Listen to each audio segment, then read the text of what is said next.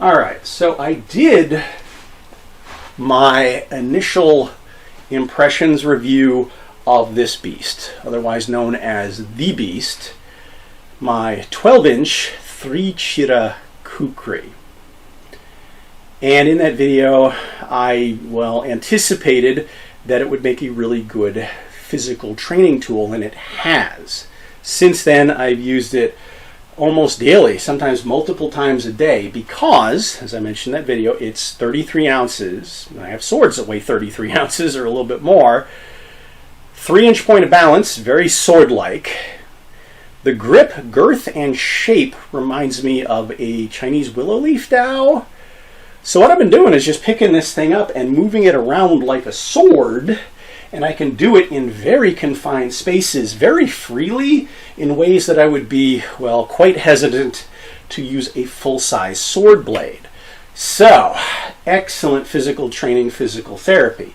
You'll notice I'm not wearing my brace because, it's been quite helpful. So, there's that aspect of it that makes it worth the purchase.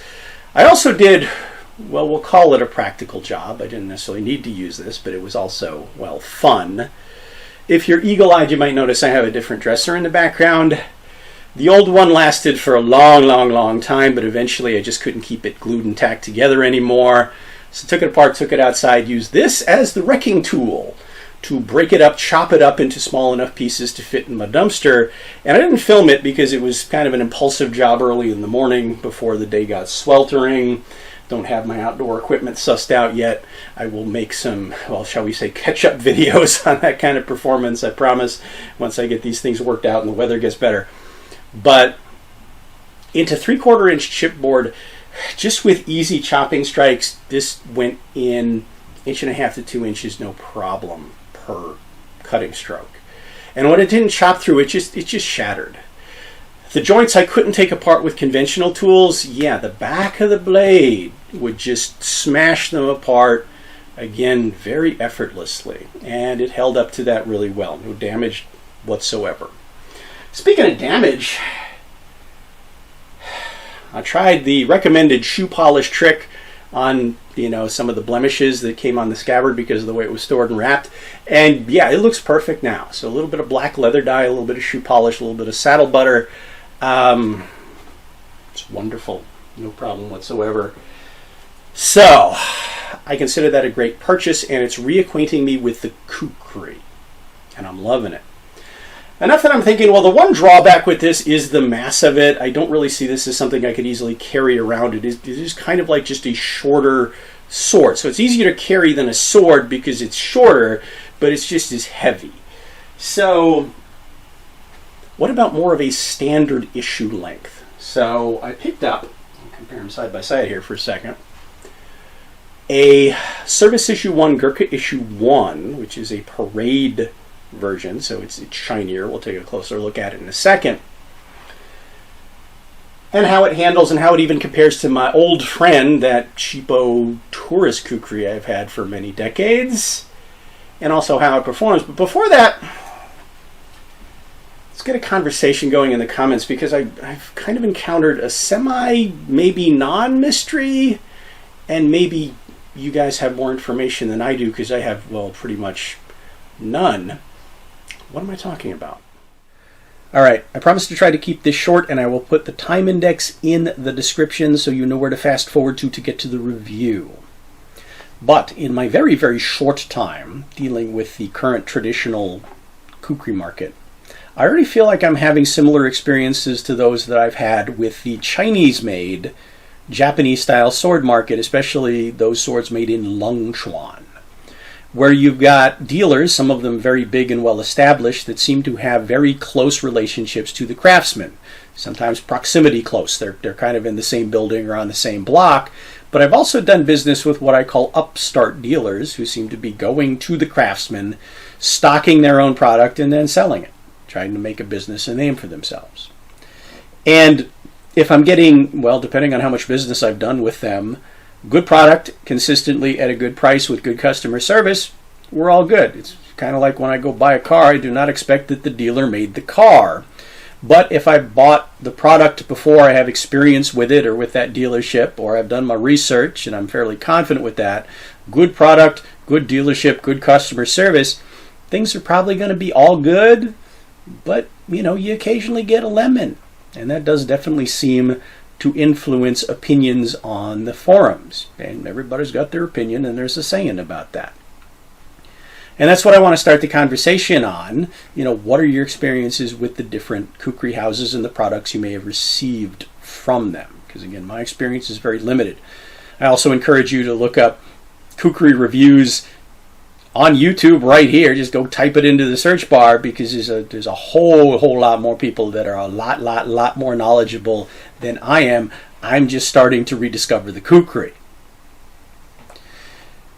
But I bring this up because the beast is unmarked. It doesn't have a Kukri house stamp on it, and I've seen the exact same model available at a number of different Kukri houses, sometimes with the same photo, and that's also going to apply to the Kukri I'm going to review today. I've seen the exact same model, or something that's pretty much identical, offered from many different Kukri houses. And that may be because dealers are shopping from a set of craftsmen, or I've heard stories where craftsmen have left a Kukri house and started their own, and this is just a product that A, they know is popular, and B, they know how to make. So that might be the issue, and I've heard even quality varies across the dealers for the same model. So that might be more about the craftsman than anything else. Again, I don't know, so tell me what your experiences may have been. There's also an argument about what makes a traditional Kukri versus a tourist Kukri. A couple of definitions of tourist Kukri, and I'm going to talk about that a little bit in the review today when we talk about Kukri that are, shall we say, overbuilt for the Western audience. That's a different topic. But, yeah, let me know what kind of experiences that you've all had with different Kukri houses and the products you've gotten from them. And maybe when I get the time and the money, I'll do a little sampling. But it's going to be down the road. So, to be continued. Let's get to the review. All right, let's start by taking a look at the new knife side by side with my old friend, the cheapo tourist Kukri that I bought 40-something years ago. And I'll come back to that T word in a second, because I've heard some different definitions of it. Now, this one, Mystery Steel, 3/16 of an inch thick, weighs about a pound, 11-inch blade with a short, or at least traditionally short, 4-inch grip. And I mentioned, it handles really well for me. It's very quick. It's held up really well, but, I'm holding it up here towards the bolster naturally, and I feel like my fingers might wander up into the sharp parts. This one, 10.5-inch blade with a 5-inch grip. So yeah, I've got some more real estate on there. I can hold it comfortably, and it feels comfortable below the bolster. So I've got my hand on the palm swell, right where those rings are carved in there, which they're fantastic for retention. It's kind of what they're designed for, as far as I know. So it's interesting that when you do the math and average everything out, they're very similar in overall length, but reach, because I'm naturally gripping this one a little bit lower, reach for me is about the same. So, interesting, familiar. So handling, getting used to it pretty quick. It's quite comfortable. Weight, however, big difference. And this is where we might have to revisit the T word. Now, this one actually would kind of match some of the more historic specs of Kukri, where you've got a flatter blade that's a little bit thinner. It's a rat tail tang construction. And it tapers not only distally, so the spine does get thinner a bit towards the tip, but it also gets thinner this way. And then you've got kind of a nice even taper to an apple seed edge. All right, this one, very, very different. Like the Beast, it has a 3/8-inch spine, which does indeed taper towards the tip and tapers a bit towards the edge. But you can see it has these really big slab sides, and then you've got a very pronounced, about a 30-degree secondary bevel that's about 1/2 inch wide, pretty much uniformly. So that puts a lot more mass. This thing weighs 19 ounces. Not outrageous. It's balanced quite well. Now, this one is not a full tang, what they call a panawal. So if you're shopping for Kukri, you see the word panawal, full tang. You can actually see the tang, like in the Beast, out the sides of the grip. This is more of that traditional tapered rat tail that's, then peened on the end of it. And my old one was very, very sturdy that way. I don't think I'll have any problems with this one. Everything is nicely fit. But there are people that argue that this design is tourist. It's overbuilt, it's overheavy, it's designed for the expectations of, your foreign buyers or whatever. And I kind of think of, what people say about like cold steel products, that they're kind of overbuilt, sometimes insanely so, which some people think is a bad thing and some people think is a good thing. For me, point of balance is pretty much right where it should be, right at the, the base of the belly, as it were, right in that curve. So for me, this feels pretty good in the hand, and I like solid blades. Is it going to slice through things as much as blades that don't have this shape? Again, I may do some shopping and try out some different blade profiles. This one I've taken out and it's handled, well, pretty well. We'll do some performance tests here in a minute. But this is the Service Issue 1 or Gurkha Issue 1, which is the Parade version. And with the Parade version, what you get, well, when you get the rat tail tang, you get some shiny brass, okay, the end cap and the bolsters. This one has a horn grip. Some of them have rosewood. One of the things I heard is they started serving in different climates. They discovered the buffalo horn didn't hold up to super dry conditions. So, I don't know, we'll see. Certain super dry hot conditions, they got more cracking. So you might have to take a little bit more care of this one. The blade is the 5160 spring steel, and it has a pretty darn good polish job on it. It's a bit shiny, not garishly so, and so far it's held up to some of the test cutting I've done with it. Seems to be a pretty sturdy build. Let's take a quick look at the scabbard, which very much reminds me of the Beast, only scaled down, and yes, it has a little brass end cap, but it's not just the folded over piece of sheet brass that was originally on my cheapo tourist one. So it's a little bit sturdier, pretty nicely finished. You do have your companion knives, your Karta, your sharp one, and your chakmak. I probably actually got that backwards, but the sharp one and the blunt one, that's how I understand it. The sharp one is your utility knife for small cutting uses, and the blunt one can be used for sharpening in a pinch. It can also be used for, fire starting. So you got a couple, and they're in their usual pockets. This one has a double belt loop, which I guess is a standard issue feature. And yes, Mike figured out how to actually resheath the thing and not have the tip hang up on the back of the scabbard like I was with the Beast initially. That was a little embarrassing. So, got this thing for a little less than $100. Build quality, I feel, is pretty good. Quality, I feel, is pretty good. There's no obvious visible flaws in it, and yeah, it's held up so far. Let's take a look at some handling. So to start out, wearing it on my belt, it's actually very comfortable. I wore it around doing some yard work and some other cleaning up around here the other day for a while, and just really didn't notice it that much. I mean, it's certainly out here kind of like a sword, but it's not heavy like the Beast is, that I really notice I'm wearing something that much. It wears like any other sizable fixed blade knife, so that's nice. Now, let's take a look at a couple of other things. No, I did not chop up a dresser with it. Didn't have another one. I did a little wood cutting, and you could certainly see on other people's reviews of this when they take it out in the woods and actually do some serious wood cutting, which I still haven't gotten my stuff together to do. But, the slicing of the edge, it's not the best razor edge, but it's certainly functional for most of the uses you're going to put it to. Depending on where I catch the blade here, it cuts a little bit differently. But I did have a lot of cardboard to get through, so yeah, I chopped that stuff up just fine. Whacked it into some handy wood and saw how it performed there. Not really going to be able to see this really, really well.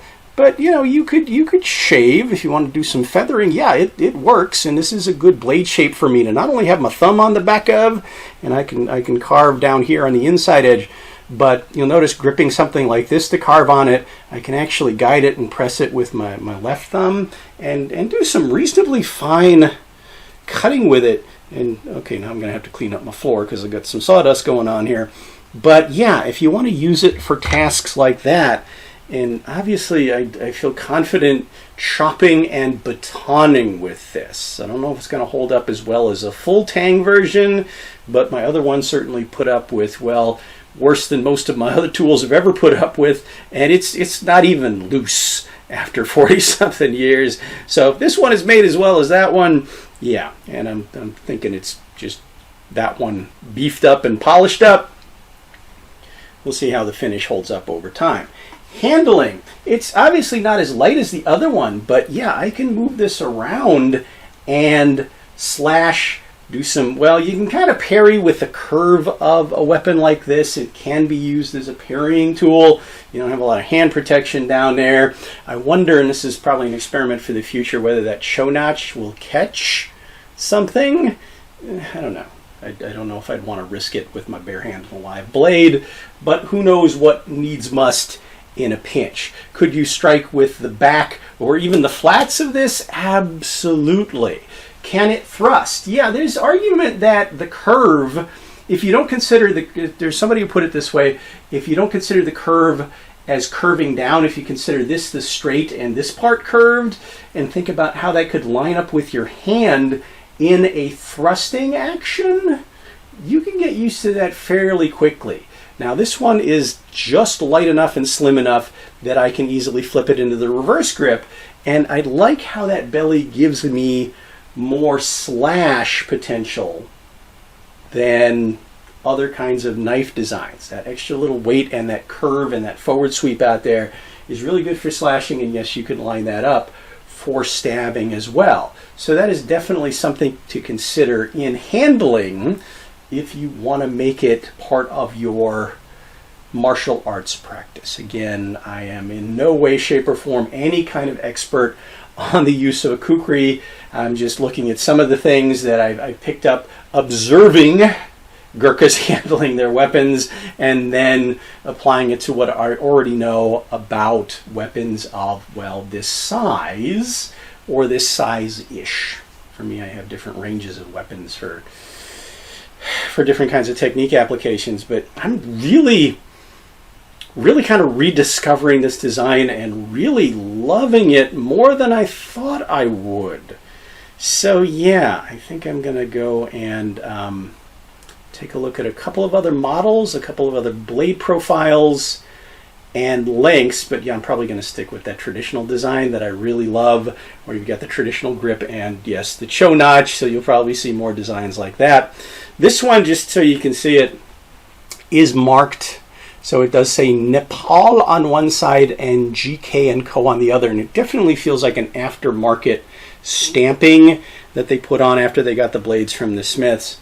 But yeah, for what would be considered presentation, parade, pretty kukri, dress kukri, and potentially an overbuilt tourist model, I don't consider it unwieldy. I think it's really nice, actually. So, to be continued as I potentially acquire more to compare it to, and eventually get out and do some handling and demonstrations outside against some bigger targets with all of my blades. But until then, let me know what you think about, well, if you've done business with different kukri houses, if you own different kinds of kukri, if you're thinking about getting a kukri, I could try to answer questions.